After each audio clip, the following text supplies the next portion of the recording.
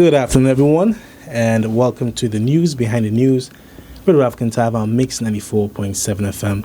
And I hope that you guys have been having a good day so far, and thank you for tuning in to today's program. This afternoon, I have here with me the Comeback King. It's true. He was looking forward to the nickname. There it is. That is Mr. Kerry Wilson. What's going on, man? And thanks for coming on the program. Man, everything good. Thanks for having me. Cool.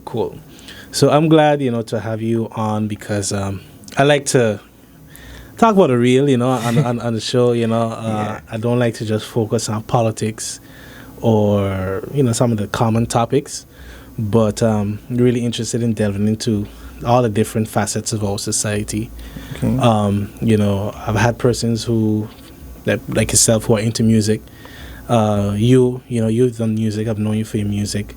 But in addition to that, there's certain things that we may consider taboo, don't like to talk about, but I think it's good because then the public get to be aware of what's happening in a certain space. And so today, one of those areas I like to talk about is, for one, what it's like to be incarcerated, and living life up in the hill in front on the hill. Life on the hill. Because we have that perception that, hey, the guys in Point Blanche, man, y'all living it up on our taxpayers' money. But then there's realities, that there's something that led to that. But and even so, you are members, people who have been incarcerated or are incarcerated, I'm still members of our society. Definitely. And it's important that they are rehabilitated, that they progress in their life, that their life comes out fruitful because we all benefit as a whole. So that's it. But exciting. Also touching on the music too, because I know you and your crew, basically you guys definitely put in a lot of work and made quite an impact. And so with that, I think I'll start off with growing up in town. What was that like, specifically around your era or your time? Okay, well, growing up in town, we had like the beach days, where you go swimming, playing baseball, soccer, all the good stuff on the beach. We had the climbing in the 3 days, picking kinips, all those fun stuff that kids do when they're growing up. But then, there was still a different side, because like in the daytime, you see Felixburg, stores open, tourists walking around, everything looked like an American movie, like you're walking through Miami and them stuff, but in the nighttime, like the atmosphere was quite different, and like for me, like I grew up, hard life, so late night, like that was my party time, you know what I mean?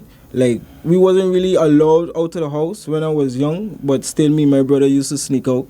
I know a lot of people used to sneak out, so I guess it's too much of a bad thing, and then like around 12 years old, we relocated to like the front part of our house. So like me and my little brother, like we had more freedom, and like my mom, she was always working, so we always out, and I could honestly say we wasn't up to no good, but with time and learning experience, everything. Take your time, man. You always cut down all those stuff. Yeah. Okay. Well, we keep going though. Take your time to pause or whatever. It's all good. Okay, yeah, because I don't feeling like the anxiety, because I really want to say like too I got you. much. No, don't worry about that. So. Okay, so I'll take it back from this piece. From your brother. Yeah, I'll take it back from the growing up in the part in the house. Yes. In the front. Okay, so after a certain time, like maybe like when I was around 12, and them ages, me and my brother, like we relocated to the front part of our house. So like we had more freedom, seeing our mother was always working and stuff, and we was always on the road. And honestly, I ain't gonna say every day we was doing like bad stuff, but we was living a kind of lifestyle that, the community don't really too much favor. And of course, at this point and at this time in my life, I would definitely understand why. But like you say, like circumstances is just what has lead to that. Cause ain't like I wake up one day and say, yeah, I want to be a gangster. Mm-hmm. You know, instead of like I wake up 2 years after saying, yeah, I want to be a robber man. You know, it's just like certain situations just put you in certain positions. And me personally, as somebody that has tried, I know what it is like to actually be out there trying and have no help, you know, which then again, as I say, would lead to you committing crime, you know. Mm-hmm. So I would like to touch on certain things in what you've said, because you know, you said that, for example, your mom worked a lot, so in a sense, y'all didn't have that adult supervision per se. Yeah. But would you say that there were any mentors that you had around, people who used to look out for you, or maybe you did have mentors, but then it was persons who led you down a bad path? Okay, I wouldn't say that I had mentors that led me down a bad path, but I had mentors that just basically teach me real life from a young age, you know, because a lot of us living in a fantasy world, you know.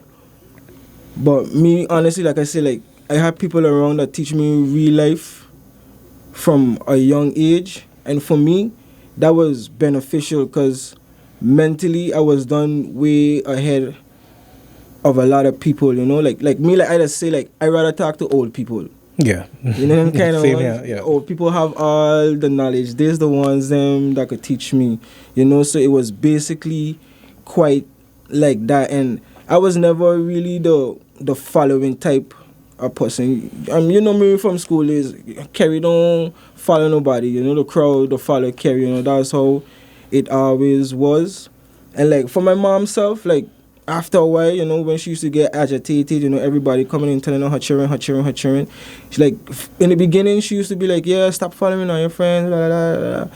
But then like after a while, when she really catch on, she noticed, you know, it was kind of basically like the other way around and thing, you know, because like nobody can make me do what I don't want to do. Mm-hmm. You know, like who actually leave somebody make them do what they don't want to do. Then I just show how like weak it is as a human, you know, and dying me. So yeah. Gotcha. So you know, I like what you said about tongue in day and night, because it is a perception that we have on the island in general. Yes, we have tourism and it can be glamorous. The island makes money. We could brag about the economy and stuff, but then when the lights go off, there is a lot of hardship. There's a lot of poverty, pain, difficulties, struggles, social issues, and you know, from there, what outlet was available to you in a sense of, you know, were there any after school activities you're part of, or maybe you just didn't join or you weren't aware of?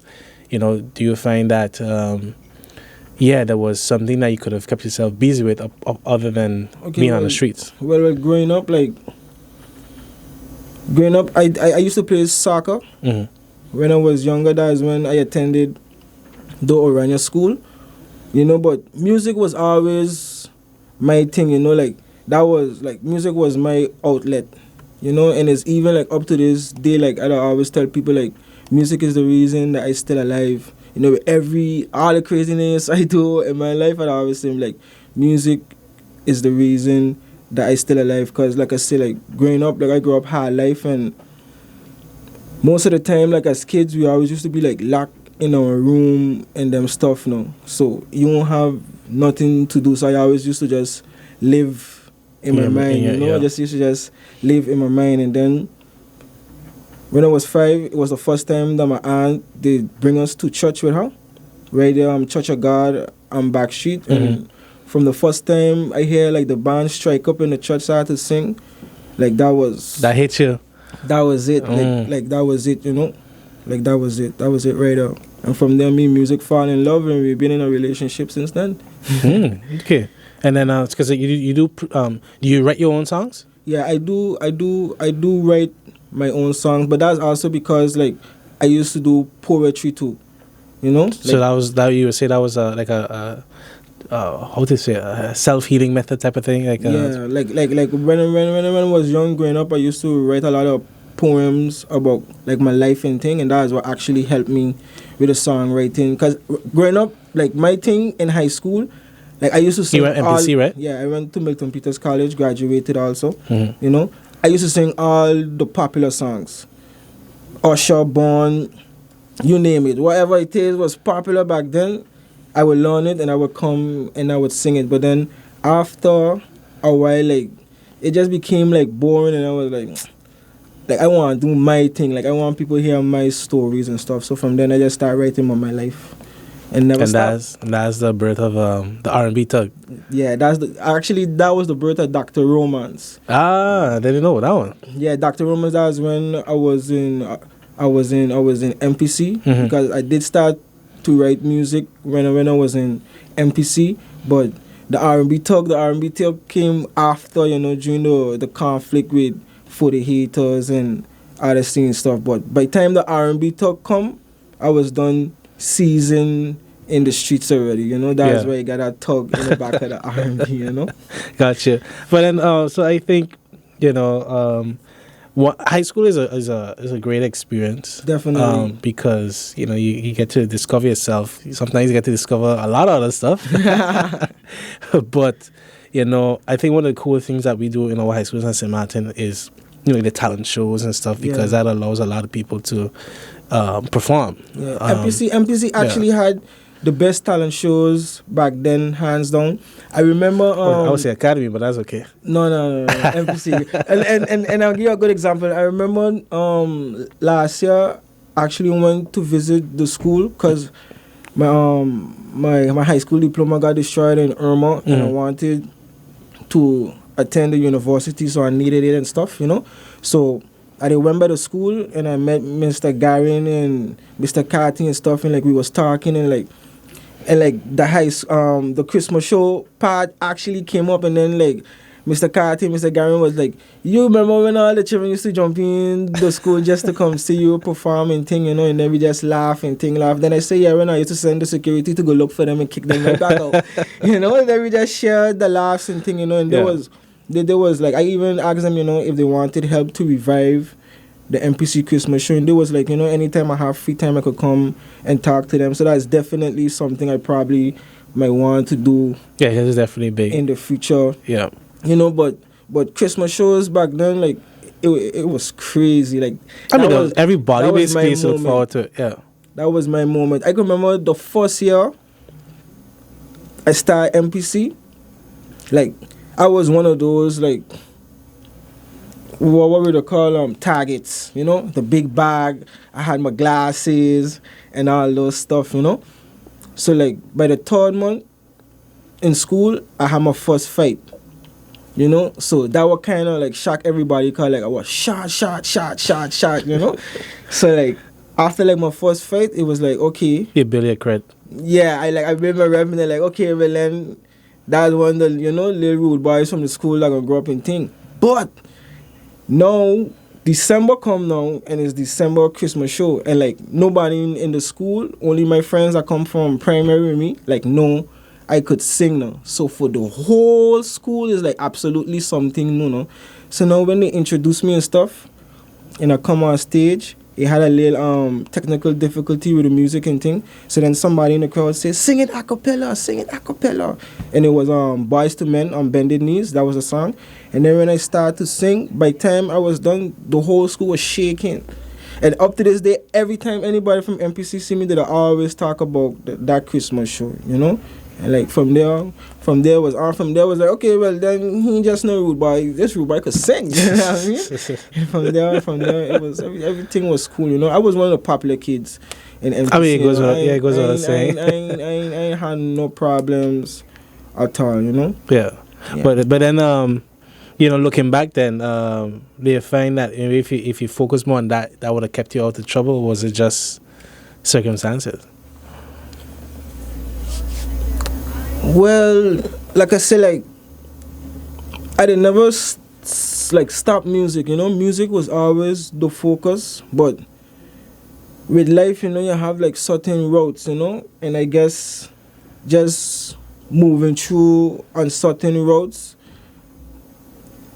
kind of hamper certain things, you know, because after a while, like when you're in the streets and you beating up this one and you beating up that one, you gotta remember like that's a girl brother or that's a girl, so you just lose a fan, you know, them kind of ones. So then it just everything start going down, you know, and then maybe like you're working like with people that ain't really like pushing you as an artist. Maybe they're glad to have you around because they know You got certain credit and you got certain credits to everybody gonna be there, but then when they ain't pushing you as an artist, then all of that does come into play now. But at the end of the day, like I say, it has been a learning experience for me, and that's the reason why I take in the steps that I take in now, you know, and just that's my time. Yeah. I mean this year is my year, but as I say, from then to now, we're just taking my time, and now we're just ready, you know? Yeah.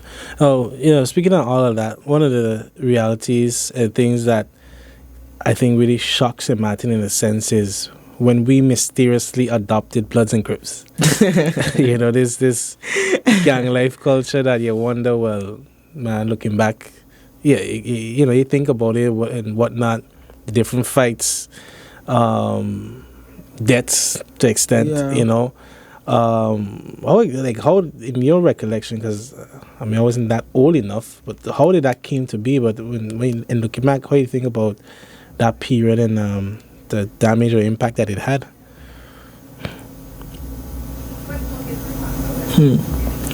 Well, it all started from a death, you know. That was the death of my cousin Leroy Carty. You know, like me and my cousin personally, before his death, like we was already Bloods. You know, like in the year 2004, there was somebody, you know, that was coming around, like the blacking thing from America, and like there was a Bloods and thing, and you know, we was chilling and thing vibes, and it was always me, my cousin, you know. And then like one day, like he pulled us to the side and thing, and like, no. You know what I mean? Yeah, you man should be Bloods, no. But the good thing between me and my cousin, like we already had like stats now, so it wasn't like no beat up thing, you know, how they're jumping people and beat you up, like we didn't had like to go through that, you know. So we just get like our red bandanas and thing, and like we just used to like just do us. It wasn't really about going out there gang banging, and you know, we just used to do us and like look out for each other self. Like nobody messing with you, nobody in messing with me. You know, and then unfortunately he got killed. So like for his funeral, when I was a part helping his mom and thing organize the funeral and thing, and like we just come up with the idea to wear the red bandanas as like in remembrance of him. You know, it wasn't even serving no Bloods thing. You know, it was just in remembrance of him. So like everybody had red bandana. It was like so. Like if you did ever see the picture in the newspaper, when you see that, you would swear that's a gang. I ain't going to even serve lie, because it was like red bandanas can't done. You know, everybody got them on their head. Everybody got them. So I could understand the perception, and plus there was a fight at his funeral thing. You know, somebody come through, boop. You know, so all that was in the newspaper now. So the newspaper, they was the one that used the word Bloods. And they was the one that also had a big article about the American Bloods and Crips and how they starting, you know. They combine my cousin's funeral and everything that happened with that story, make like a whole big one page for itself, you know, full news. And from there it just blow. You know, people that we didn't like start wearing blue, and the districts them that we was like this way, they start wearing red. So you know, so from there everything started getting divided. And then I had my cousin. My cousin was like one of the first Bloods to actually officially kill like a Crip, you know. And from there everything that was that definitely, I guess, escalated things. Yeah. It was for me, I just say like it was like a wild time, you know. And me personally, like my first sentence was in 2008. It was for attempted murder and other charges, but the attempted murder was like blood in Crip gang related fight. You know, that was like one of the biggest, right in front of the Carnival village and thing. You know, so you know, like it was a wild time. It was a wild time. It was a wild time. But one thing, like I could honestly say too, though, like what a lot of people like may not know is, for me personally, knowing that I already was devoted to what I was devoted to even before, like my cousin dead. It was never really about still the Bloods and Crip thing for me. You know, it was always about that representation for my cousin. 'Cause I personally, I used to burn red bandanas. It had times, enough time, me and my partner driving on the road, and we used to see little children, little children from high school and them things, them with these things, them on the side. We just stop. What you know about that? Give it to me. Jump out, take it off, tell the boy, stay in school. Like I actually literally used to do that. So and one thing the parents in my community could tell you that I never influenced none of their little children to be a part of a gang. For what? You know what I mean? Mm-hmm. Everybody, like I said, everybody have their own part in life. I didn't choose to actually do what I was doing. You know, everything just happened with emotion. You know, me, I used to preach to them, be a police officer, be a firefighter, be a doctor, be a this, be a that. But at the end of the day, everybody got... I guess what added to it is not just what was happening locally, but then the media we consume. Because look at the top shows, gangster rap, all of that, you know, it... Yeah, everything. So you kind of want that desire to be part of Thug life. 'Cause even in a sense, I remember... I never used to tell anybody I live in town. Yeah. Because they're like, yo, you gonna beat me up just because I live in town, you know? No, you see, but in the end, that would have kind of benefit you, because they would have probably beat you up, and then we would have probably heard about it. Then we definitely... But I was never part of the street, so I was always by myself, you know? See, but I understand, so I understand. I wouldn't expect... But I could tell you that just because of circumstances that I know that happening like that. I had innocent people that was never in nothing. You know what I mean? End up getting jumped just because they from town. And then we hear about it. Well, you know, we in town, so we gonna find out who you be. We gonna come in your house. We gonna check you. We gonna link you. Yeah. So what going on? What we doing? And then from there, you know what I mean? The get back is the get back. You check. Yeah, that is one thing for sure. Ain't nobody that ever mess with us, and retaliation is like definitely. You know, but that was the mentality back then, though. Yes, you know, yes. No, it's totally different. But that was the mentality. Yeah, because I just looking back, because again, cause and effect. That led to many deaths, beefs. I mean, you have guys who for years couldn't go tongue just to buy a shoe. Yeah, because it's unmarked territory, or even. If you're from Tongue and you try to go to the movies or whatever, it says like, bro, this is an island, you're from, so that, again, that adoption of that type of mentality, you realize, amongst us youths, at that time, it's still young, but, it had its impact in ways that... But for me, like I said, like for other people, like on the outside, it was crazy because you couldn't come Tongue. But me, I go anywhere. You see, and that will actually like used to make it crazy, and I guess make people like kind of like watch me at a different light too. And it was nothing about like playing bad, because like my family type, like we's boxers, we fearless, so it ain't got nothing to do with playing bad. I will beat you up.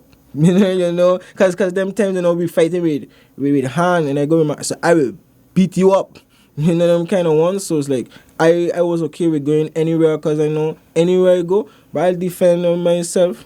Yeah, I'm making it home to Shirley. That was always a thing. Yeah, I'm making it home to my mother. Definitely. But then, same way, I guess, back in the day, where the influence come from, like with the Bloods and Crips, when it started off for a good cause. Yeah. And then it got perverted because, okay, I could always respect, you got issue with someone, when you're young, you fight, you make up, whatever, you move on. Or if you don't make up, you move on. Yeah. But then things definitely took a sour turn now, when it comes to getting weapons involved, because then that is more than just, hey, you get a black eye and, well, you take your blows, you lap your tail between your legs, but then with weapons and stuff, then you put the whole country on alert, because that heightens the safety concerns of the nation. Yeah, but still at the same time, like, you have to understand still, though, when your life on the line, like you gonna choice. Okay, say for instance, like, no, like how you just like a regular citizen, and just out of the blue, you hearing, yeah, this one over here, just have it out for you. You ain't gonna get something to protect yourself. Cause the first thing you gonna want to think, but what I do that this man want to hurt me, and then automatically it's like, but no, I gotta protect myself, So like I say, like that weapons thing ain't even self a street thing. That's a human thing. That's just a normal thing for anybody. Because you protect yourself doesn't even necessarily mean that you're gonna buy a gun. It could mean you could buy a taser, you could walk with a knife.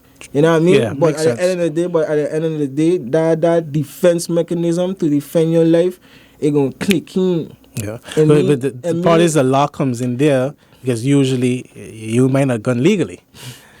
We don't produce guns on Sim. I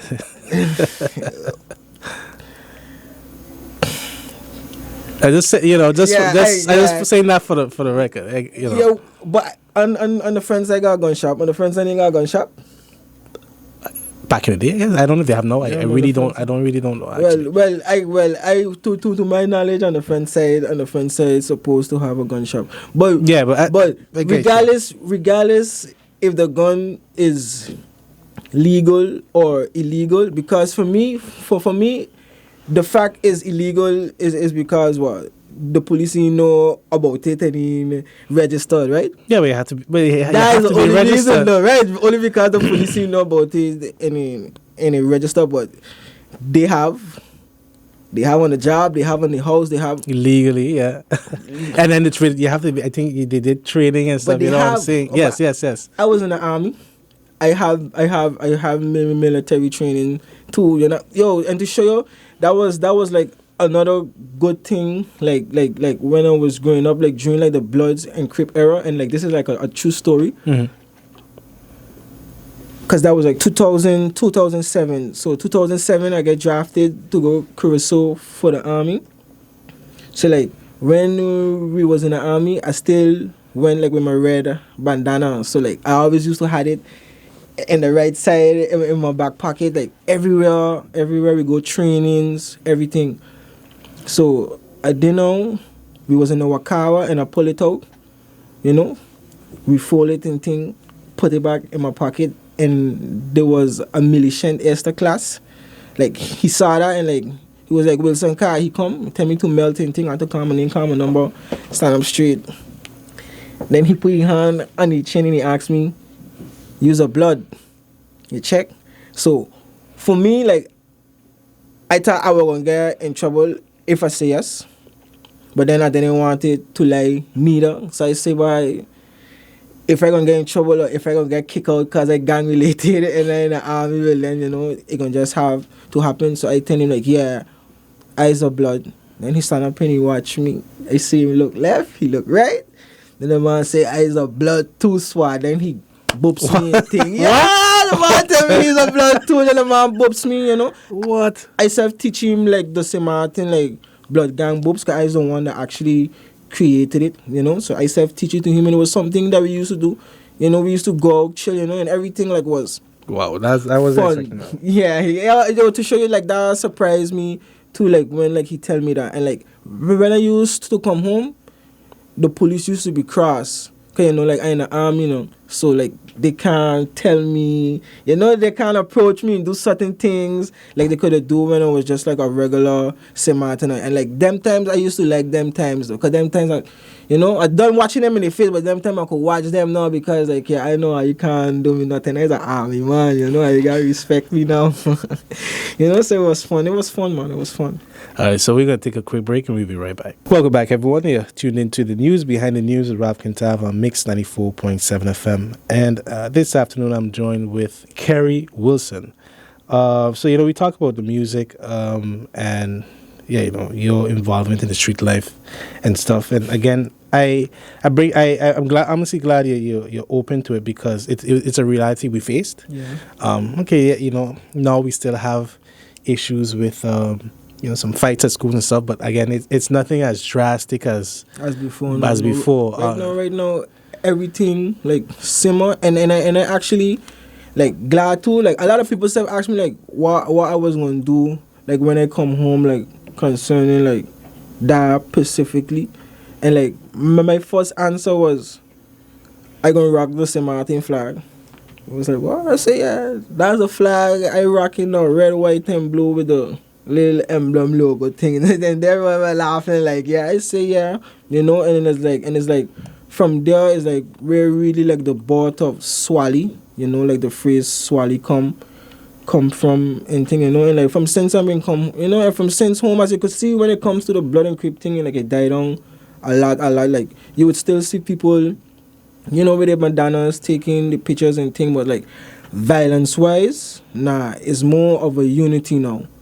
You know, like myself, the person that I did time for, like for the attempted murder and thing, like we good now, self. Like we don't talk frequently and them kind of stuff and yeah, thing, but like if we see each other, there's no on the road and thing, beef. We definitely hail each other, everything, you know. Me and his brother self, we had like altercation in jail right now, like we good, like this, you know, like the past is the past. Like I say, like we grown now. Yeah. You know what I mean? And it's I would say it's island wide too, because even on the French side too, they had you know I've seen the French side was torn up. You know? Yeah, they've also everything's mellow. Yeah, in that sense. Right now is a more of a unity kind of thing. But everyone is growing. You know, you grow and you learn, you recognize, you know, your mistakes and stuff, which matters because then you have a story that you can teach to the current youths and let them know, you know, there's ways to improve. You know, there's despite the hardship you may endure with your family, whatever, you don't have to take that bad route because you can also show them the consequences. Yeah, you know, definitely. You're basically like a living testament. So basically, as well, you know, you did time in Point Blanche, and you said the first one was for attempted murder. You were convicted for that. Yeah, I get time for that. But that was your first and only, or no? That was just the first time. The first time I get convicted for attempted murder and extortion, and then while I get time for that, and I was in jail, I had a other case pending for like 7 different counts of assault.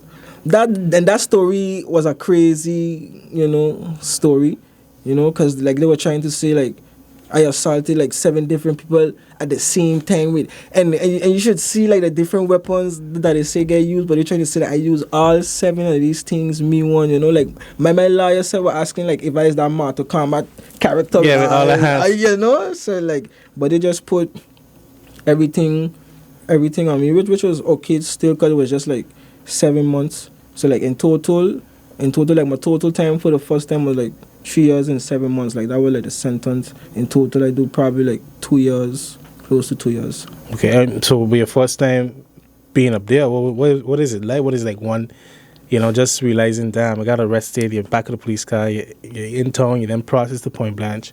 What's going through your mind then? And okay, well, like I said, like growing up as a young rebel in the streets, you know, I ain't never get locked up before.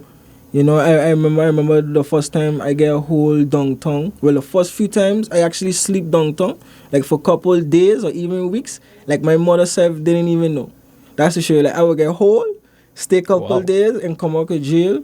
And like my mother self wouldn't even self know that I was in downtown, you know, because like I say, she always walking, and like we were living in the front, so like we just, we just basically were just growing up on our own. So like I had a lot of those situations, so like reaching Point Blanche, it was like it was done warming up for it, and I remember a time yes, serious, I remember a time a detective was questioning me and like he actually tell me straight, don't watch nothing, we have a name up, we have a cell up in Point Blanche with all our name on it.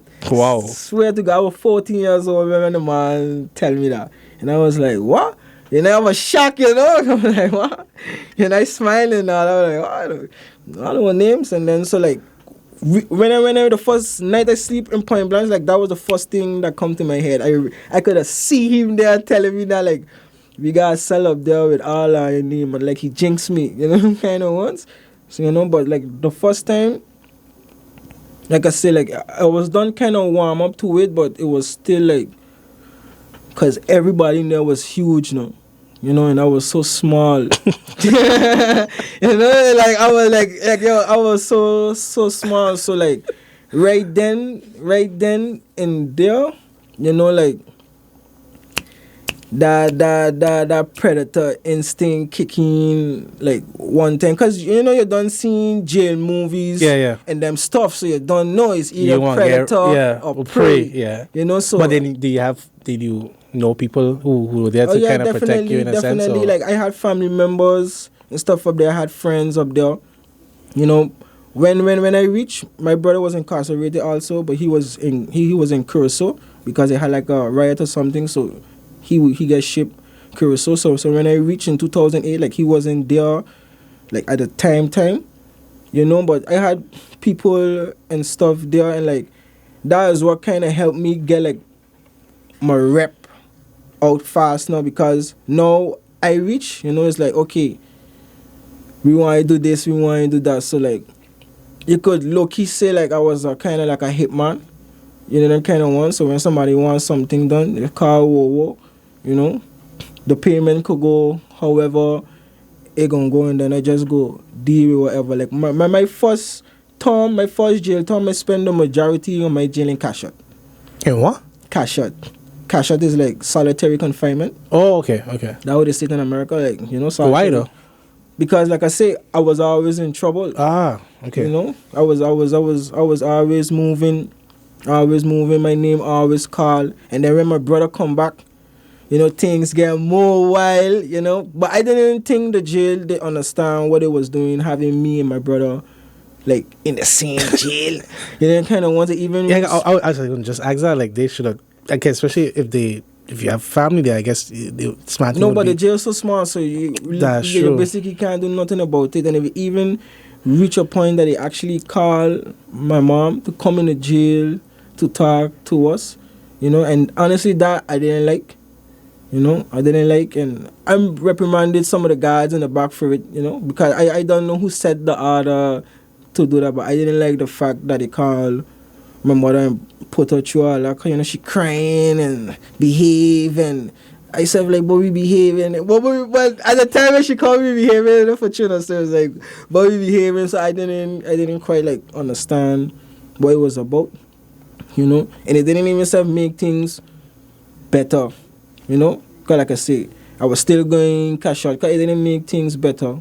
Make it worse, make me get angry at them. But the second time, I didn't really have to really go through none of that. My second jail term. No, the second time was your last time. Yeah, my second time was my last time. How much space after? Was it okay? Well, kind of immediately or years after? No, about a year. That's pretty short. Yeah, but you see, but that's just to show you though, because like I got locked up 2008, come out 2010. And then I got locked up 2011 and come out 2017. And what year are we in now? 2022. And so how much years I got free? You see the difference though? You know what I mean? Because like I say, it's just a learning process though. That is what basically it wasn't. And that is what actually that last time do for me. Okay. It gave me more time like to think Well, okay, about so your what you choices. really want for the future now, boy? Okay, but I have a question then, even on that. Your first time being in there didn't make you think about that, like, hey, let me enjoy my freedom? And also, did you find that what some sort of rehabilitation took place, whether it was with training, giving you skills and stuff that when you came out that first time, you could have gotten a job and worked to, integrate in society? Honestly, no. So from being out, you just went straight back in the streets. Straight like a bullet. And I ain't even like gonna lie, like everything went more extreme from there, cause it's like a sinner. Like what I do in jail my second term, I wasn't doing in jail my first time. In jail my first time, it was like, hey, whoa, this one owe me money, go check that for me. Shh. Hey, whoa, that. Shh, shh, shh. You know, like the mentality wasn't to chill. I wasn't chilling. I was on it. So when I come out of jail the first time, honestly, full force, like it was like, yeah, we're back home. What going on? You know, and then like I say, I get locked up again in 2011. But in 2011 though, I was on my way to Holland though, you know, cause like during like a lot of things were going on, and then you know I was like, man, I want to take like my music more serious in a sense that I want to get more in the production and them stuff. So, you know, I won't say I went like on a robbing spree, but like I do like certain things to get like the money to pay for the school, cause number one, I was done past, you know, the age to say you go for scholarships and all them stuff. And number two, like the school is an American school, but it's in Holland now, so you don't get scholarships for that school either way. So you have to pay cash now. So you were robbing to go to school? Yeah. Real and, talk. and I actually real talk, swear to God, and I actually get the amount that I needed. I actually get the amount needed, and like I remember the day like when the police kicked down like my door and come for me and they blindfold me and do all them stuff and thing. I remember like the feeling when I was sitting down like in the back of the Jeep, and when I hear like the door open and think of all them like a blindfold now, and like when I hear the detective ask where the key for the safe, like I know a feeling like I could feel my whole heart crush. Cause I know my money gone. And it disappeared. Okay, it wasn't in the court thing, you know. I even talked to my lawyer about it and thing to see if we could bring it up. My lawyer self even, you know, my lawyer didn't take my case serious, you know. So my money, a lot of things just disappeared. But that's regular on St. Martin, so you know. But it just disappeared. But I was just robbing to pay for school, and everything was legit. Cause I got locked up in May, and I was supposed to leave in August. You know, to show my mom, like my little brother self was getting into the street lifestyle too, and seeing that I was going away, we even make the decision, you know what, seeing I going in August, like we send he first, so he could get settled in, and then when I go up, I just, you know, take care of us. So he said that I don't leave before me, you know, so I said he didn't even get to reach to him, you know, and all I was a little tribulation on my mind in jail for the second time. But you know, but I was like I say, I was on a different pace the second time, you know, and them time I get locked up for home invasion and robbery, you know, I did get 5 years, you know. So I was on a different pace. I did don't know the jail system already, you know. I done had my name, had my respect. All the guards that used to, you know, give me problems the first time, they my best friends, them know, you know. So like I literally had no. Hey, it wasn't that small. No, I wasn't a small neither. I wasn't a small neither, you know. So like I was on a different pace until a little incident happened, and then like I say, like you don't know when something happened, like that retaliation thing, it has just be like, you know, and the person actually got hurt, like saving like my life, you know. So we just couldn't leave it just be like that. So then, you know, something happened, and then I end up getting 4 years extra you know, while in jail. You know, so then like that 4 years, I had to do that whole 4 years, because otherwise I would have come out in 2013. But because I get a 4 years, that stretch it off to 2017. But in that time now is when I went through what I would call like my awakening phase now. Mm-hmm. Yeah, because you also were the president of the Inmates Association. Yeah. So that goes back to your leadership. Yeah, first I started as the Was it there before, or did you start it?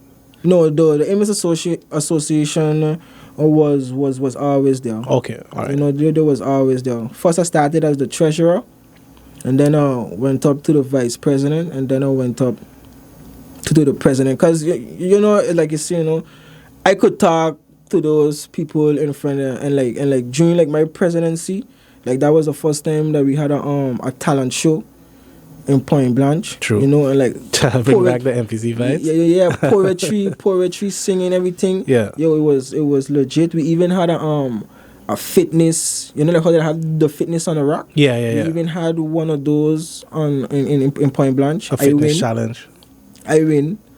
You understand? Yeah, that just goes to show. Wasn't even. Well, I wasn't the biggest thing in the jail, but you were lean. But I was big, and like I tell him, like a lot of power, you know. So like I outdo the competition like with ease, you know. So like, you know, like I like the presidency was kind of hard because at the same time they still fighting certain things, no. The only thing that I like that or one of the most things I'm proud of is that there was 2 inmates that were kind of like stuck in jail, and they just have them there just stuck in jail, and like the time they don't pass long time. But as soon as I became president, I walked on down one time so they could go home, and they went home, you know, so they get through. So that's something that make you feel, yeah, like that was one of those moments like, okay, good, you know, like that was one of my hoorah moments. Mm-hmm.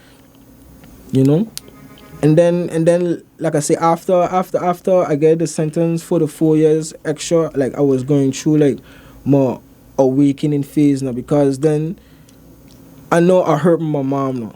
And my mom means like the world to me now. So that was the time. It's like, okay, it's now or never. It's either you can make the change now, or it gonna never happen. So I just decide to make the change, you know. So like in jail, I started with my GED.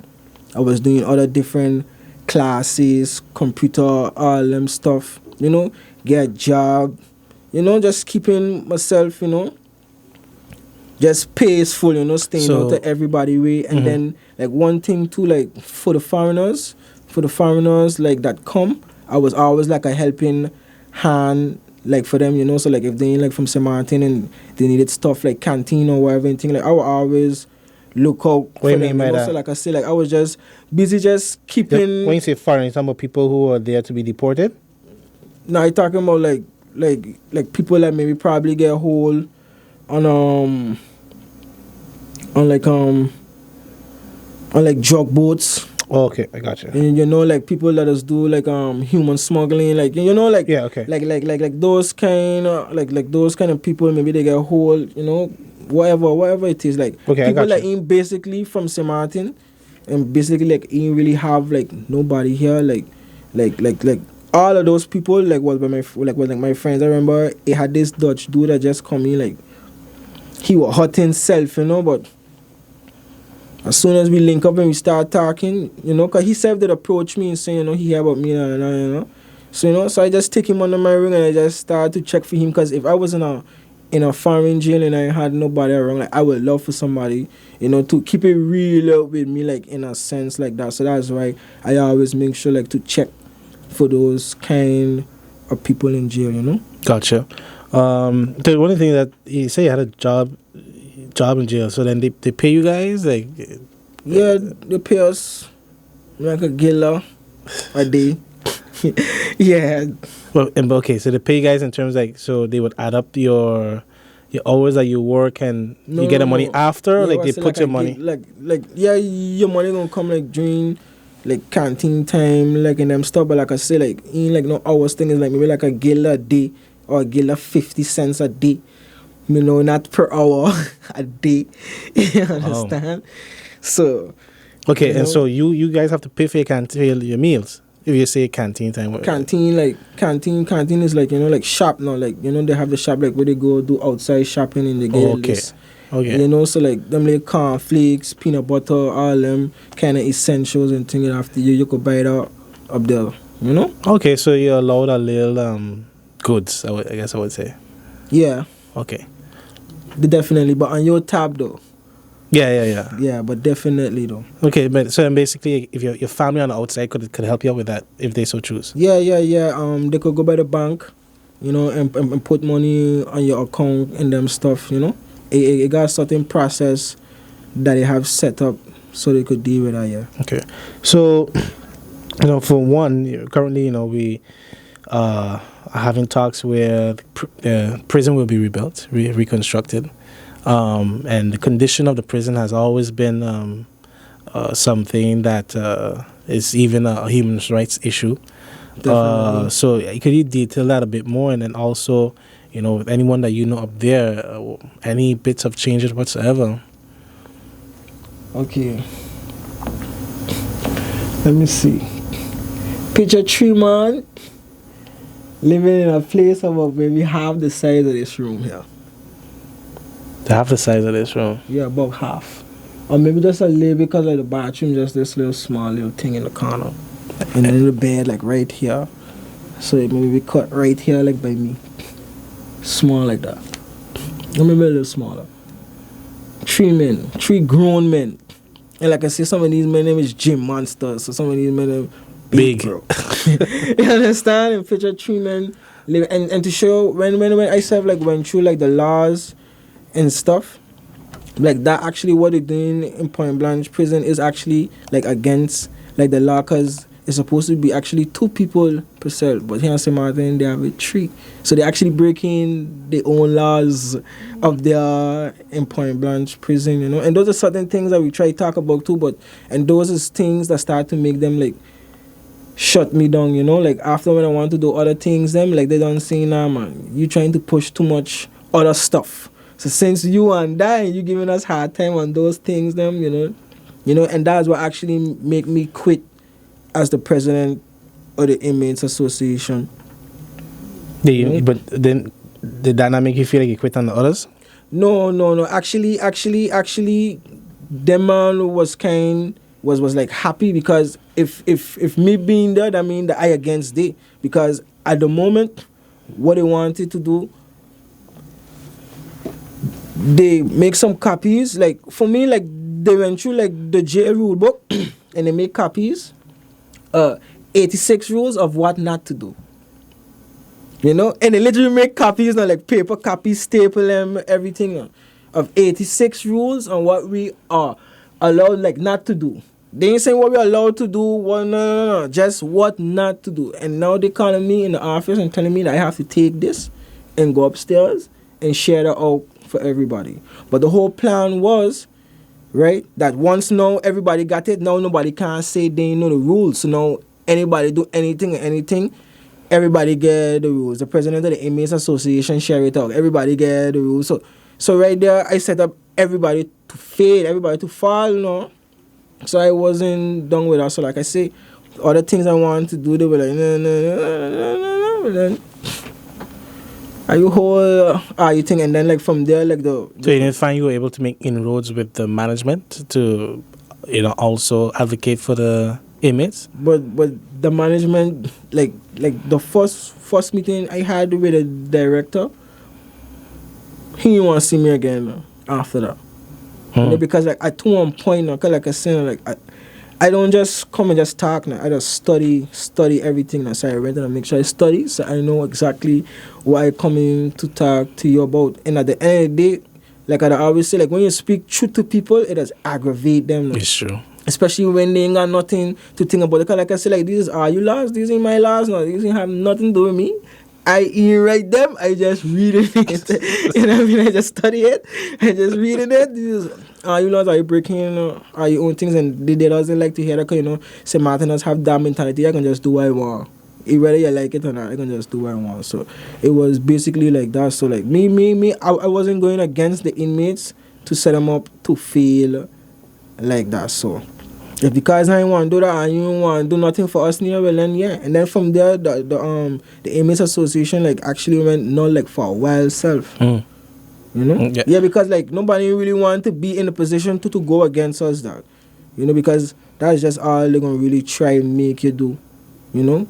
So I guess maybe that's why they did allow me to do certain things. They say, yeah, let me work with him, man. So now he gonna work with us. No. I'm the president of the Inmates Association. I represent the inmates. I can't work with that. Gotcha. So the final thing I would like to definitely touch on, and would definitely have to maybe have you back, is mental health. You know, because that is a very key aspect. You know, again, even as you just described the condition of being in a cell, that's tough. Yeah, it was. You know, tough, and there are persons who broke in being incarcerated. Yeah. What was it like keeping your sanity, but also what can you share about what support, if any, did you guys receive to also protect your mental health, your mental well-being? See, like, me personally, like, I've had friends that went crazy in Point Blanche prison, you know?